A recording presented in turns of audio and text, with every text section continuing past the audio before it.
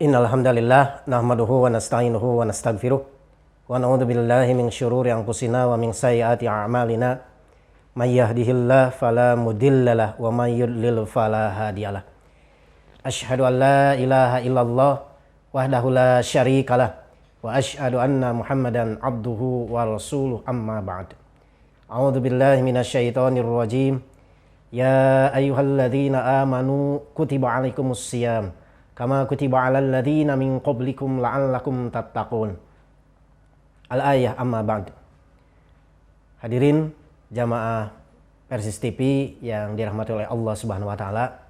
Alhamdulillah kita bisa mengudara bertemu kembali di acara Persis TV ini. Insyaallah pada kesempatan kali ini saya akan membahas terkait dengan hal yang biasa terjadi di masyarakat, khususnya ketika saum ya, yaitu terkait dengan perempuan yang hamil dan juga menyusui. Apakah mereka itu termasuk kepada yang wajib qada ataukah wajib fidyah? Secara analisis usul fikih nanti akan saya coba jelaskan. Hadirin rahimakumullah.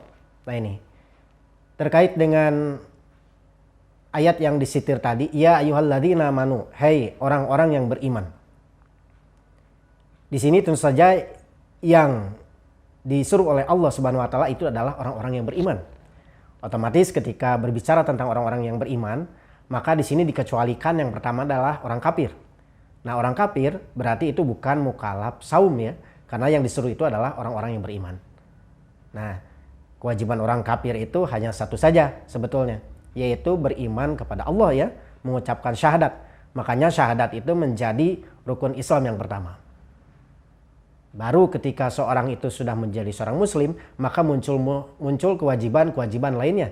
Termasuk di dalamnya adalah rukun Islam yang lain, ya, sholat, termasuk juga di dalamnya adalah kaitan dengan saum Ramadan. Hadirin Persis TV yang dirahmati oleh Allah Subhanahu wa taala, kemudian yang dikecualikan itu adalah anak kecil, ya, anak kecil.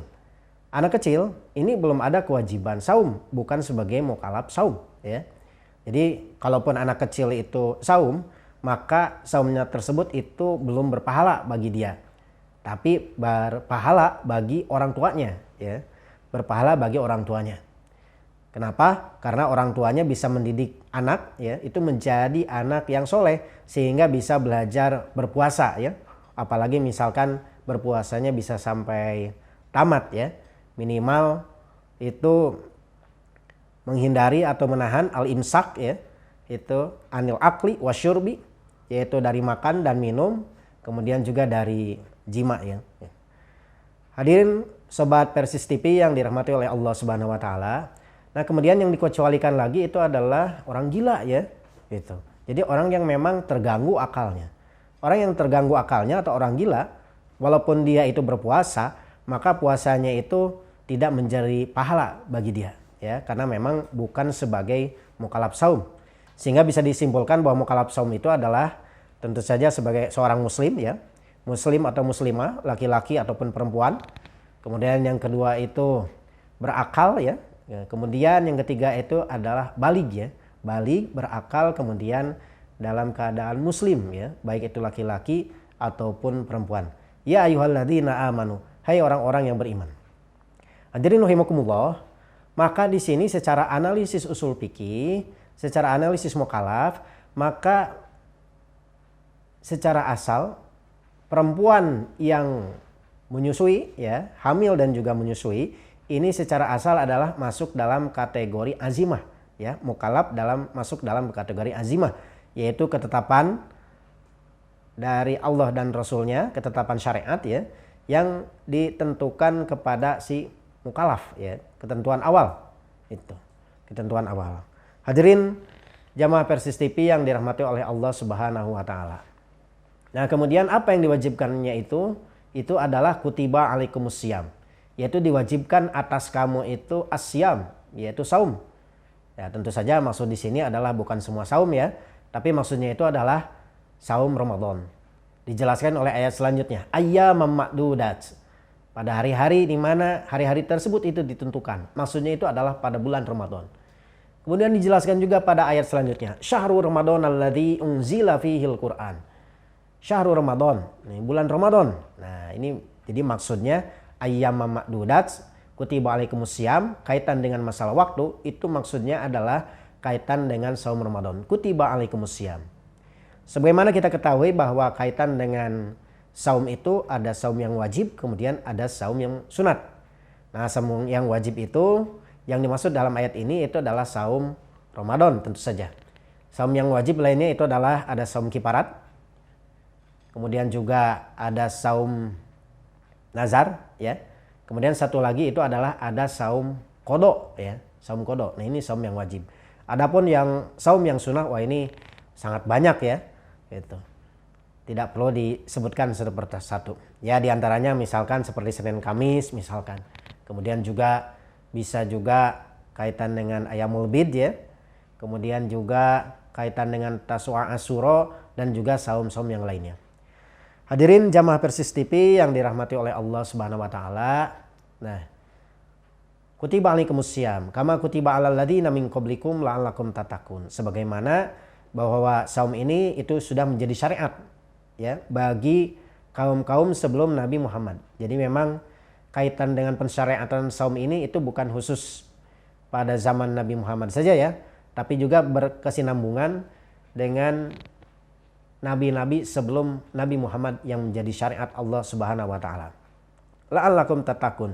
Tujuannya tidak lain adalah la'allakum tattaqun, supaya kalian semua itu menjadi orang-orang yang bertakwa. Hadirin rahimakumullah. Kemudian selanjutnya secara analisis kalau kita lanjutkan pada ayat selanjutnya, faman kana minkum maridun aw ala safarin. Faman kana minkum, dan barang siapa dalam keadaan minkum di antara kalian, ya, maridon. Nah, dalam keadaan sakit. Nah, dalam keadaan sakit. Nah, di sini kita mulai. Kalau yang pertama itu adalah kaitan dengan azimah. Azimah itu adalah ketentuan Allah dan Rasulnya, ketentuan syariat itu secara asal kepada mukallaf, ketetapan awal. Misalkan kalau dalam kasus sholat, ada sholat duhur, azimahnya itu adalah 4 rakaat. Tapi bagi yang musafir, ya, itu diperbolehkan sholatnya itu 2 rakaat atau dikosor. Nah, 4 rakaat sholat duhur itu dinamakan dengan azimah. Adapun ketentuan diperbolehkannya mengkosor sholat dengan sebab safar itu disebut dengan rukhsah. Nah, kaitan dengan azimah dan rukhsah ini, nah, faman kana minkum maridun aw ala safarin. Nah, ini adalah terkait dengan rukhsah atau yang dikecualikan, ya. Nah, kalau yang pertama itu adalah kewajiban, ya ayyuhalladzina amanu kutiba alaikumusiyam, ini adalah kaitan dengan kewajiban secara azimah keseluruhan kaum muslimin yang dewasa kemudian juga yang berakal, ya.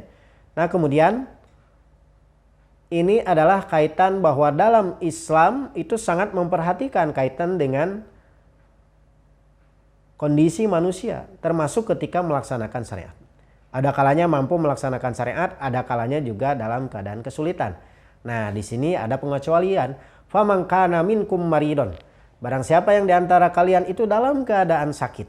Nah, yang pertama kita analisisnya adalah analisis siapa yang wajib qada, ya, wajib qada. Jadi tidak semua mukallaf itu dapat melaksanakan, ada yang tidak dapat melaksanakan. Ketika dia itu diperbolehkan untuk berbuka, maka ini apa solusinya? Ya, apa yang menjadi solusi syariatnya? Tahapannya seperti apa? Tadarujnya seperti apa? Nah, dalam hal ini tadarujnya itu adalah ketika saum Ramadan itu kewajiban tersebut itu tidak dapat dilaksanakan atau adanya rukhsah berbuka bagi golongan tertentu. Nah, itu ada 2 kategori. Pertama ada yang wajib qada, kemudian ada yang wajib fidyah. Nah, kita coba bongkar satu persatu. Yang pertama adalah orang yang wajib qada. Siapa sajakah yang menjadi mukallaf qada? Ini tidak bisa memilih, ya. Saya mah mau qada, saya mah mau fidyah. Oh, itu nggak bisa. Itu harus berdasarkan syariat, bukan berdasarkan pilihan pribadi, bukan berdasarkan kesenangan, bukan berdasarkan pikiran, bukan berdasarkan perasaan. Tapi itu harus berdasarkan dalil. Nah, siapa saja ini yang menjadi mukallaf qada ini? Nah, tentu ditentukan oleh syariat. Yang pertama, faman kana minkum maridon. Barang siapa yang diantara kalian dalam keadaan sakit. Nah, sakit ini menjadi ilat diperbolehkannya berbuka saum, ya, berbuka saum atau tidak saum. Nah, tentu sakit itu ada beberapa kategori ya. Yang pertama ada sakit itu adalah sakit ringan. Misalkan sakit ringan itu panuan ya, atau sakit hati misalkan. Atau misalkan jerawatan. Wah, ini sakit-sakit seperti ini itu tidak termasuk sakit yang diperbolehkan untuk berbuka saum ya. Karena ini tidak ada kaitan secara langsung ya, tidak ada kaitan gitu. Kemudian sakit yang seperti apa? Nah, yang kedua, ada sakit yang ketika dia itu misalkan bersaum, maka itu kondisinya akan melemah atau dapat menghambat kesembuhan. Nah, sakit-sakit seperti ini itu yang nantinya menjadi rukhsah ya, diperbolehkannya berbuka ya. Berbuka atau tidak saum nantinya, atau melalui pertimbangan medis misalkan dari dokter gitu. Kemudian yang ketiga itu ada juga yang memang sakit-sakit yang ini kalau tadi diperbolehkan berbuka, kalau ini wajib berbuka ya, bahkan tidak boleh saum. Ini adalah ketika lewat pertimbangan medis misalkan seseorang itu sakit, kalau seandainya misalkan dia itu saum, maka itu akan mengancam nyawanya. Nah, kalau seandainya itu dapat mengancam nyawa, tentu saja hifdun nafs ya, menjaga jiwa itu dalam hal ini itu sangat ditekankan ya gitu. Sangat ditekankan. Makanya saum jika di dalam kondisi seperti itu justru malah tidak boleh ya. Itu tidak boleh saum. Tapi tetap harus diganti pada waktu-waktu yang lain ya. Faidatu min ayyamin ukhor. Nah, itu diganti pada waktu-waktu yang lain. Ini masuk dalam mukhalaf qada. Jadi golongan yang pertama mukhalaf qada itu adalah orang yang sakit ini. Kemudian yang ada kaitannya juga dengan yang sakit. Ada sebagian yang sakit juga itu masuk dalam kategori fidyah nantinya. Nanti akan dijelaskan lebih lanjut ya penjelasannya. Karena memang ini misalkan seperti yang sakit menahun. Nah, ini nanti masuknya dalam kategori fidyah, bukan dalam kategori qada nantinya. Nanti akan dijelaskan lebih lanjut. Nah, kemudian yang kedua, golongan yang diperbolehkan itu adalah golongan musafir. Ya. Musafir ini adalah orang yang safar. Ya. Orang yang safar. Nah, ini juga diperbolehkan untuk berbuka. Faman kana minkum maridon aw ala safarin. Ya. Atau dalam keadaan safar, dalam keadaan sakit atau dalam keadaan safar. Nah, ini diperbolehkan. Nah, jarak di mana diperbolehkannya mengqashar salat dalam kasus salat ya, yang tadinya 4 rakaat menjadi 2 rakaat, tentu saja dengan ilat yang sama juga ini diperbolehkan. Diperbolehkan dalam jarak tersebut ya, dalam jarak di mana diperbolehkan qashar ya, ada rukhsah qashar, maka tentu saja ini pun sama dalam kasus saum juga itu juga diperbolehkan. Apakah dalam keadaan sulit ataukah dalam keadaan tidak sulit, selama ilatnya itu safar, maka itu diperbolehkan untuk berbuka. Tentu saja ini ada beberapa keadaan ya gitu. Tapi kalau seandainya misalkan tidak ada ilat kesulitan, wa antasumu khairul lakum ya. Jadi saum itu tentu saja lebih baik, kecuali kalau misalkan justru dalam keadaan safar tersebut itu menyulitkan. Nah, kalau dalam menyulitkan seperti ini, maka itu lebih baik itu adalah berbuka, bukan saum ya, daripada dipaksakan. Hadirin jamaah Persis TV yang dirahmati oleh Allah Subhanahu wa taala. Kemudian yang golongan yang ketiga, ini kalau tadi berdasarkan ayat, kalau yang ketiga ini adalah berdasarkan hadis ya. Berdasarkan hadis itu ada 2 kategori. Pertama itu adalah kategori nifas ya, kategori haid, kemudian yang keempat itu adalah kategori nipas, atau mungkin bisa juga disebut sebagai satu kesatuan ya antara haid dengan nifas ini, karena hukum-hukum dalam nipas itu dipersamakan dengan hukum haid ya. Ini berdasarkan ijma dari para ulama gitu. Jadi hukum-hukum yang ada dalam nipas itu dipersamakan dengan hukum-hukum yang ada dalam haid. Nah, kemudian bagaimana kaitan dengan haid ini? Nah, ketentuannya sebagaimana dalam hadis ya, fanu maru bi qada'i shaumi wala nu'maru bi qada'i shalah. Jadi kami ini ya, para perempuan ini diperintahkan oleh Rasul itu nu'maru bi qada'i shaumi ya, diperintahkan untuk mengqada saum. Nah, artinya kalau misalkan dia itu saum, tentu saja ini adalah termasuk hal yang dilarang ya. Bagi perempuan haid itu dan juga nifas itu terlarang untuk saum. Nah, ada ketentuannya, al-qada bi amrin jadid, bahwa qada itu mesti berdasarkan dalil ya, dalil yang khusus tersendiri ya, dengan perintah yang baru. Al-qada bi amrin jadid. Nah, dalam hal ini ketika perempuan itu dilarang untuk saum ya, dilarang juga untuk salat. Nah, dalam kasus saum itu diperintahkan panuk maru bi qada isomi, diperintahkan untuk mengqada saum. Artinya ketika perempuan tersebut misalkan haid, misalkan 3 hari, 4 hari atau sampai 7 hari, maka nanti mesti digantinya itu faidatu min ayamin ukhor itu pada waktu-waktu yang lain, maka itu sesuai dengan hari-hari di mana dia itu tidak saum. Kalau 3 hari maka 3 hari, kalau 4 hari maka 4 hari yang ditinggalkan ya, maka wajib saum 4 hari. Kalau 7 hari berarti 7 hari. Begitu juga dengan orang yang nifas ya. Yang nifas juga sama. Kalau seandainya misalkan nifasnya itu dari awal bulan ya gitu. Ya berarti dia harus sampai, kalau 30 hari ya berarti harus 30 hari gitu. Jadi dia tidak bisa orang yang nifas ini pindah kepada fidyah, tidak. Tapi ketentuannya itu adalah ketentuan qada ya, ketentuan qada. Hadirin jamaah Persis TV yang dirahmati oleh Allah Subhanahu wa taala. Nah, kemudian yang selanjutnya tadi terdiri dari 3 kategori untuk yang wajib qada ya, atau mukallaf qada. Kita review dulu. Yang pertama adalah yang sakit, kemudian yang kedua itu adalah orang yang safar ya. Kemudian yang ketiga itu adalah orang yang haid atau orang yang nifas. Ini berdasarkan hadis. Kalau 2 yang pertama itu berdasarkan ayat Al-Qur'an. Hadirin jamaah Persis TV yang dirahmati oleh Allah Subhanahu wa taala. Kemudian yang menjadi persoalan adalah yang kedua, yaitu kaitan dengan siapakah mukallaf daripada fidyah. Mukallaf fidyah ini itu juga sudah ditentukan berdasarkan ayat Al-Qur'an.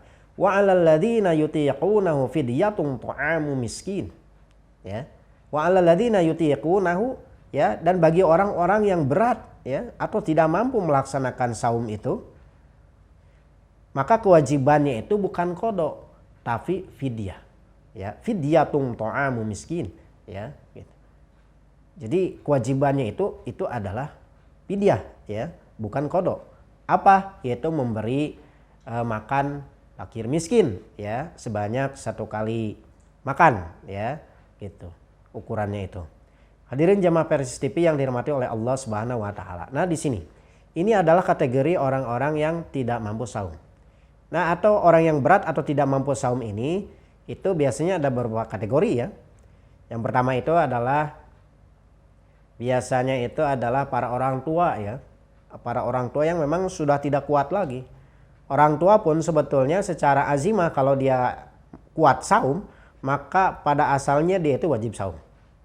Karena tidak dikecualikan daripada ya ayyuhalladzina amanu kutiba alaikumusiyam. Tapi kalau seandainya misalkan tidak mampu saum, berat untuk saum, maka kewajibannya itu bukan qada, tapi kewajibannya itu adalah fidyah. Karena memang bagi orang tua seperti ini yang tidak mungkin lagi untuk bersaum, sulit bersaum ya, gitu. Saum saja sulit, apalagi nanti saum qadanya juga itu juga sama ya, gitu. Nah, ini sama halnya misalkan dengan kategori yang kedua, yaitu orang yang sakit menahun. Orang yang sakit menahun juga sama ya. Khususnya sakit menahun di mana dia itu memang tidak bisa saum. Kalau seandainya dia itu saum maka akan memberatkan atau bahkan membahayakan.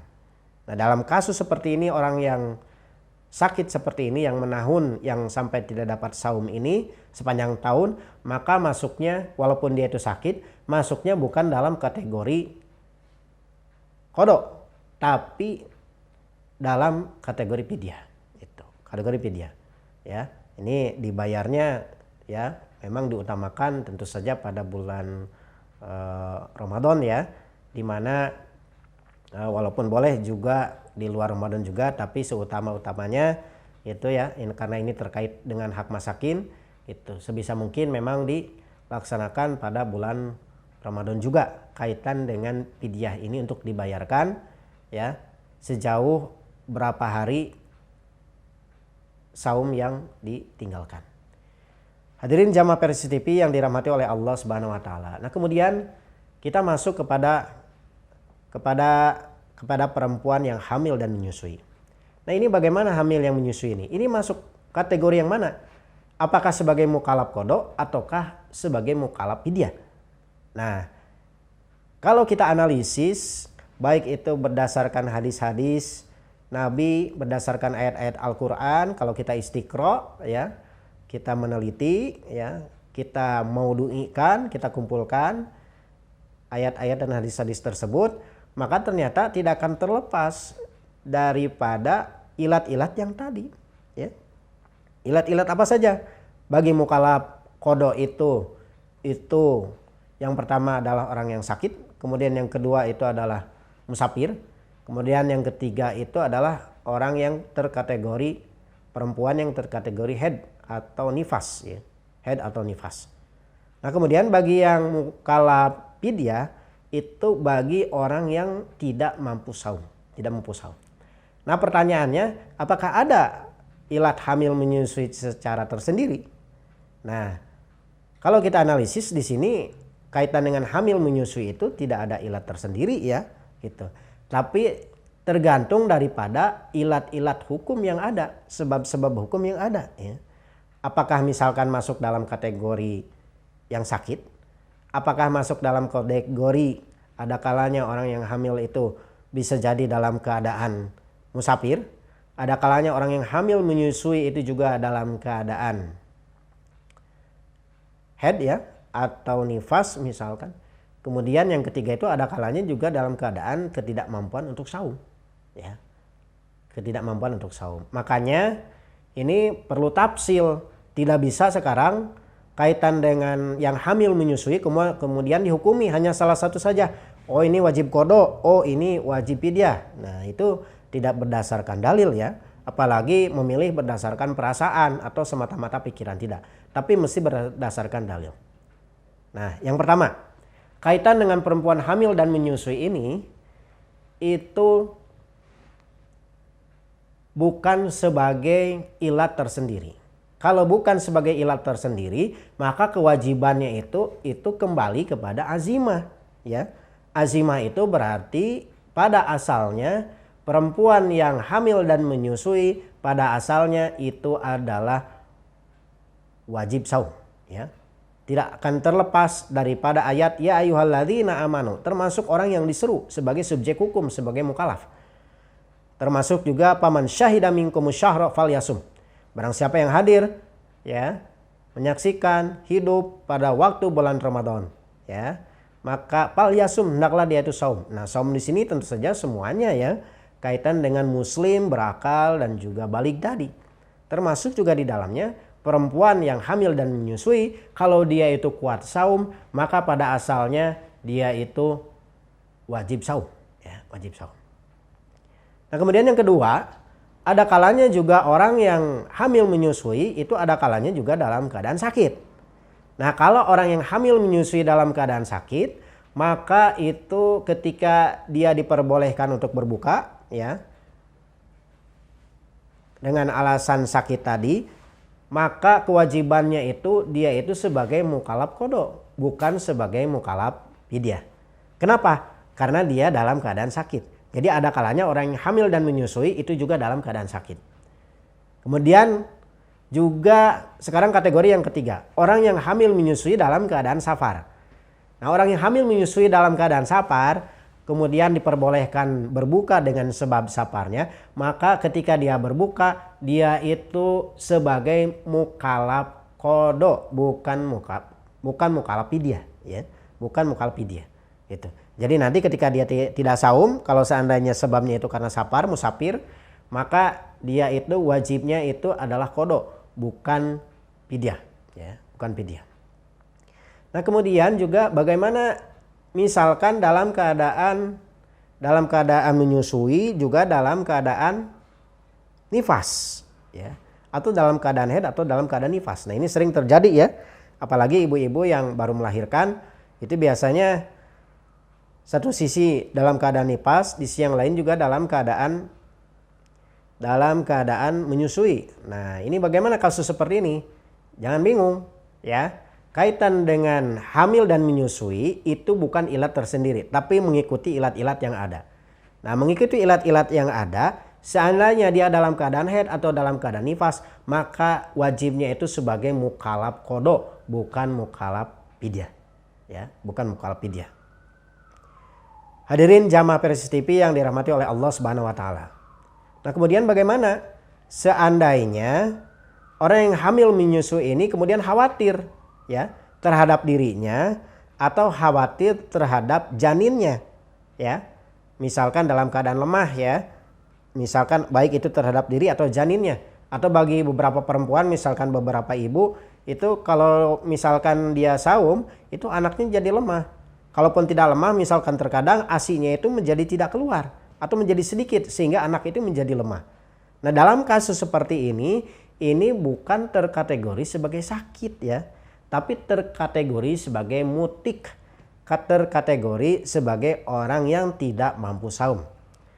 Kalau terkategori mutik atau terkategori orang yang tidak mampu atau berat untuk saum karena ini bukan sakit, maka otomatis kewajibannya itu adalah kewajibannya adalah fidyah, bukan qada. Sekali lagi ya, kewajiban itu adalah fidyah, bukan qada. Hadirin jamaah Persis TV yang dirahmati oleh Allah Subhanahu wa taala. Nah, kemudian ada pandangan bahwa hamil menyusui ini itu sama dengan orang sakit, ya. Gitu. Jadi hukum-hukumnya disamakan dengan hukum orang yang sakit sehingga dia itu wajib qada.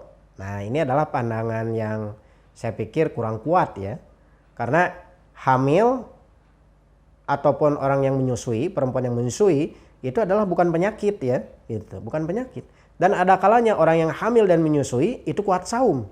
Artinya apa? Kalau memang dia itu kuat saum, maka kembali ke hukum asal. Hukum asalnya itu adalah terkait dengan azimah, yaitu semua laki-laki, perempuan pada bulan Ramadan akil, balig, maka wajibnya itu adalah saum Ramadan. Termasuk juga di dalamnya tidak dikecualikan ya, kecuali kategori yang mukallaf qada dan fidyah tadi. Dan hamil menyusui ini tidak terkategorikan sebagai ilat tersendiri sehingga pada asalnya masuk kepada kewajiban asal. Pada asalnya dia itu wajib saum. Jadi ilat-ilatnya itu mengikuti ilat-ilat yang ada ya. Hadirin jamaah Persis TV yang dirahmati oleh Allah Subhanahu wa taala, demikian yang dapat disampaikan. Mudah-mudahan bermanfaat. Assalamualaikum warahmatullahi wabarakatuh.